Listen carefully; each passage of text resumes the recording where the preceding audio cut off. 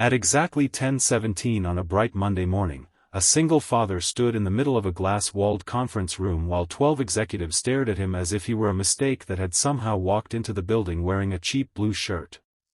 His hands were trembling, not because he was afraid of losing his job, but because inside his pocket was a crumpled drawing made by his 7-year-old daughter, and the words written across it said, "Daddy, you are the bravest man I know." He had promised her that morning that no matter what happened, he would come home smiling. What he didn't know was that before sunset, the most powerful competitor of the company would call him personally, and offer him a position that could change both their lives forever. Before we begin, if you believe that kindness, hard work, and second chances can change a person's life, please like this video, share it with someone who needs encouragement, and subscribe to Hardworking Dad. Your support helps us bring more stories about ordinary people who refuse to give up. His name was Kellan Brooks, and at 38 years old, he had learned that life could take almost everything from a person and still expect him to wake up the next morning. 3 years earlier, Kellan had been an ambitious project manager at a respected technology company. He had a beautiful home, a loving wife named Maribel, and a little daughter who thought her father could fix anything with a screwdriver and enough patience. Then one rainy evening, everything changed. Maribel died unexpectedly after a sudden medical emergency, leaving Kellan alone with their daughter, Nia. He didn't have time to fall apart. There were school lunches to pack, nightmares to calm, bills to pay, and little shoes to tie every morning. So Kellan did what countless parents do when the world gives them no choice. He swallowed his grief and kept moving. Getting hired again had been harder than he expected. During interviews, employers smiled politely when he mentioned that he needed to leave on time twice a week to pick up his daughter. Recruiters called him overqualified or not quite the right fit. One manager even told him that people with children were less flexible. Kellan eventually stopped explaining himself. He simply kept applying. Then, after almost 6 months of rejection, he received an offer from a rapidly growing company called Veronese Solutions.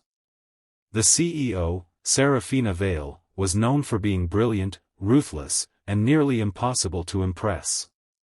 Kellan accepted the job immediately. For the first few weeks, he worked harder than anyone else. He arrived before most employees, often carrying a small lunchbox for Nia beside his laptop bag. He stayed late whenever he could, but never missed the promise he had made to his daughter that he would be home before dinner. His desk was always organized, his reports were accurate, and when problems appeared, Kellan didn't complain. He solved them. Slowly, people began noticing. Everyone except Serafina. To her, Kellan was simply the single father she had reluctantly hired when no one else wanted him. She rarely spoke to him directly. Instead, she sent instructions through department heads and judged him by numbers on spreadsheets. Kellan didn't resent her. He had learned that resentment was expensive, and he couldn't afford to waste energy on it. One sunny Thursday morning, Veronese faced its biggest crisis of the year. A major client discovered an error in a software integration, and millions of dollars were suddenly at risk. Executives rushed into emergency meetings. Phones rang continuously. Employees whispered in hallways. By lunchtime, Serafina called everyone involved into the main conference room. Kellan entered quietly, carrying a folder filled with printed reports. The room was cold despite the warm sunlight shining through the enormous windows. Serafina stood at the head of the table, her expression hard and impatient.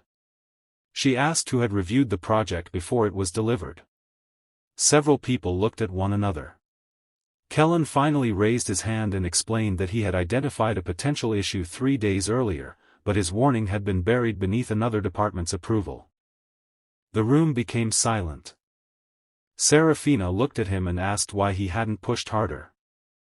Kellan took a slow breath and explained that he had sent 2 follow-up messages and documented the concern in the project log. He even had copies. But the department responsible had overridden the warning.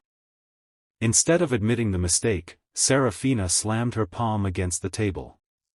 She told Kellan that explanations didn't fix million-dollar problems. Then, in front of everyone, she said something that would stay with him for years. She told him he should be grateful she had hired a single dad when other companies had refused to give him a chance. The words hit harder than any insult he had heard before. Kellan looked down at the drawing inside his pocket. For a moment, he imagined Nia's small hand drawing the crooked sun and the two stick figures standing beneath it. He could have argued. He could have reminded Serafina of every late night, every emergency, every problem he had solved. Instead, he simply stood up, gathered his papers, and said that he had done everything he could to protect the company. Then he walked out. At lunchtime, Kellan sat alone on a bench outside the building. The city was bright and busy around him. Cars moved through the intersection, office workers carried coffee, and somewhere nearby a street musician was playing an old melody on a guitar. Kellan stared at his phone. There was a message from Nia's school reminding parents about the afternoon science fair. He had promised to be there. He almost cried. Not because of Serafina. Because he was tired of always having to prove that being a father didn't make him less capable. He wiped his eyes, straightened his shirt, and went back inside. By 3 o'clock, something unexpected happened.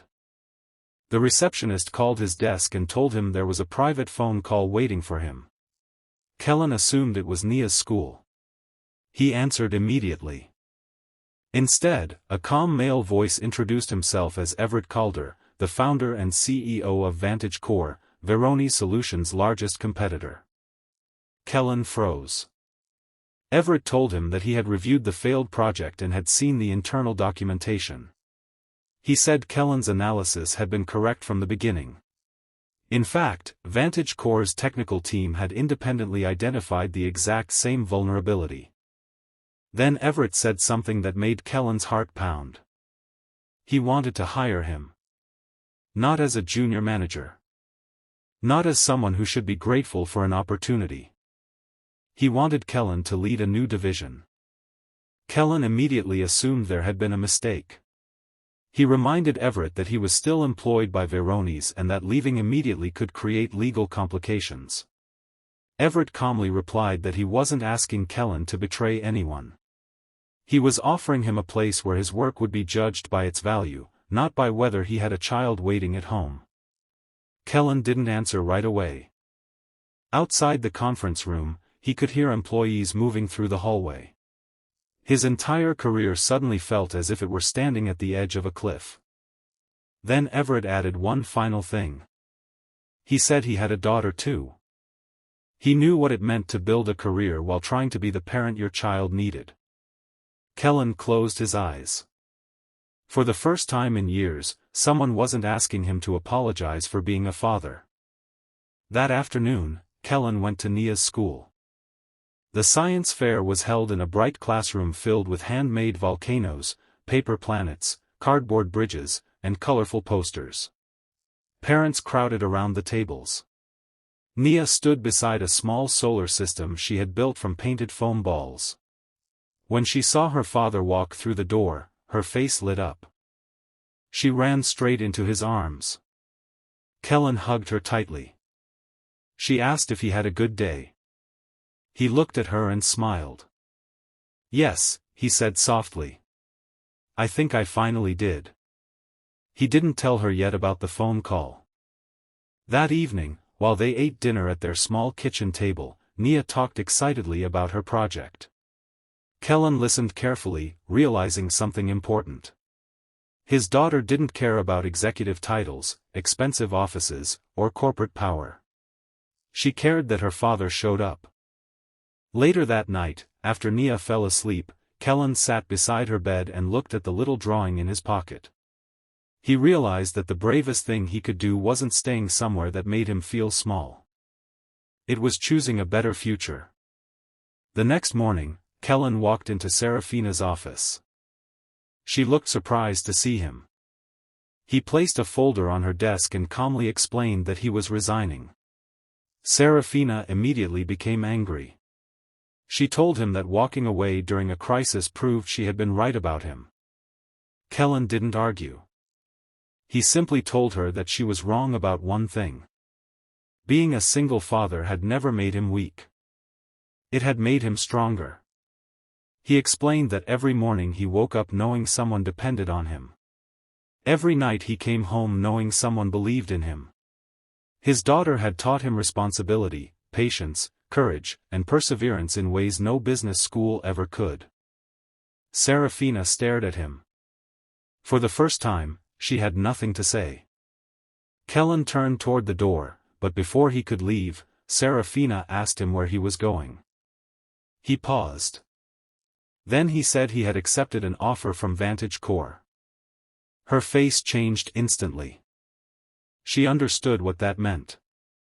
The man she had treated as disposable was now walking directly into the hands of her strongest competitor. But the biggest surprise came later that afternoon. Everett Calder didn't simply hire Kellan. He announced that Kellan would lead the development of a new security platform that could transform the industry. The project attracted investors, major clients, and international attention. Within months, Kellan's team became one of the most respected divisions in the company. But Kellan never forgot where he came from. He used part of his first major bonus to establish a small scholarship program for single parents trying to return to the workforce. He wanted other mothers and fathers to have the chance he almost never received. And then, one sunny afternoon, something unexpected happened. Kellan received another call.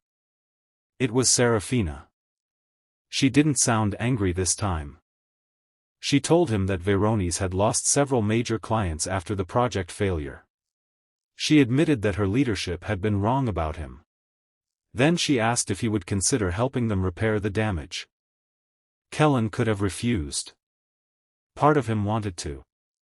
But he remembered his daughter. He remembered the science fair. He remembered the years when one kind person could have changed everything. So Kellan agreed to meet her. Not because he needed her approval. Not because he had forgotten what she said. But because he had finally learned the difference between forgiveness and surrender. Forgiveness meant choosing not to carry someone else's cruelty into your future. Several weeks later, Kellan and Serafina sat across from each other at a quiet cafe during a bright afternoon. There were no executives, no conference rooms, and no expensive suits surrounding them. Serafina apologized. Kellan accepted. But before leaving, he told her something she never forgot. He said that sometimes the person we overlook is the person carrying the strength we desperately need. Serafina nodded, tears quietly gathering in her eyes. And Kellan walked outside into the sunlight. That evening, he picked Nia up from school. She climbed into the car and asked him what he had done that day. Kellan smiled.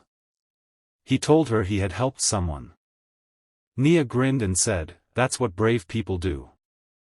Kellan looked at her through the rearview mirror. For years, he had believed he was working so that his daughter could have a better life. But now he understood something deeper. She had been the reason he kept becoming a better man. If this story touched your heart, please take a moment to like the video, share it with someone who needs a second chance, and subscribe to Hard-Working Dad. Sometimes a simple share can remind someone who feels forgotten that their story isn't over. And before we end, I have one special request. Comment, "I believe in second chances," below if you believe that a person's circumstances should never determine their worth.